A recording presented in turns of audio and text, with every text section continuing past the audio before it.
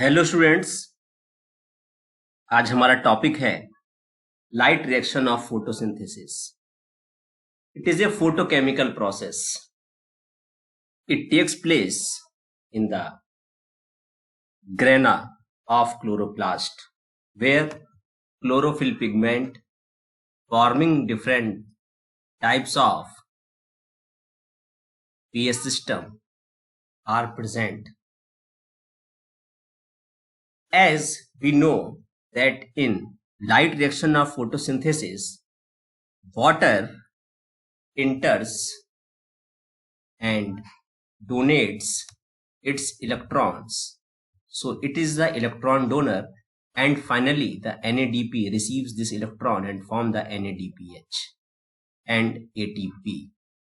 Then we can say that in the light reaction, in the presence of light, H2O enters, O2 evolves, and these electrons finally goes to form NADPH as a reducing power and ATP as the energy source. So this type of formation of ATP in the presence of light is known as photophosphorylation. These electron carrier molecules and both PS first and PS second are arranged according to their redox potential value, and electron moves downhill, means from high to low redox potential value. Here you can say, see, there is a photosystem first and this is the photosystem second. Water gives electron to photosystem second, then photosystem first, and finally NADPH. This diagram is just like Z. So this flow of electron is called Z scheme. That was given initially by Hill and finally the Indian scientist Govind G. Now we can see here that the detailed Z scheme, which is known as the non-cyclic photophosphorylation, because electrons removed from water never wax from to water again. When light falls on chlorophyll molecule P680, they excite. This is called photoexcitation. And after photoexcitation, these electrons are received by pyophytin QA and QB. Then the plastoquinone, then iron sulfur center, and between them the cytochrome B6F and plastocyanin. Plastocyanin finally gives electron to PS first reaction center chlorophyll A molecule. This is the absorption maxima of P700. These also excite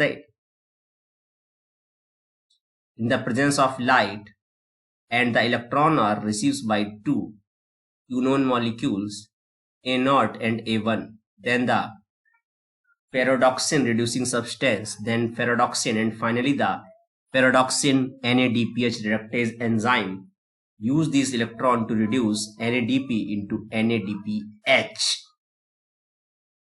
The electron hole create during this electron transfer the completed by the electrons from the splitting of water, and O2 removes from here.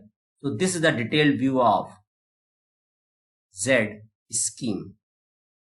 Now you can see here the splitting of water, that is called photolysis of water. In the presence of light, the water molecule splits into proton, electron, and oxygen molecule. Yes. Then we can see here the cyclic and non-cyclic photophosphorylation. The Z scheme is the detailed view of the non-cyclic photophosphorylation.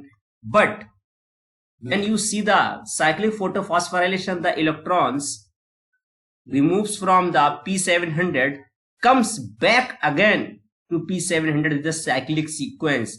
Here only ATP is formed and no NADPH is formed and no photolysis of water takes place and no oxygen is removed from here. So you can see here the cyclic photophosphorylation, the electron removed by the P700 goes into quinone molecules, then ferredoxin reducing substance, and then ferredoxin.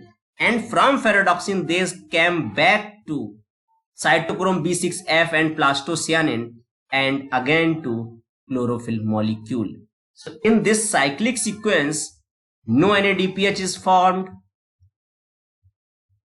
no oxygen is involved, no PS second is involved, only ATP is formed during this process.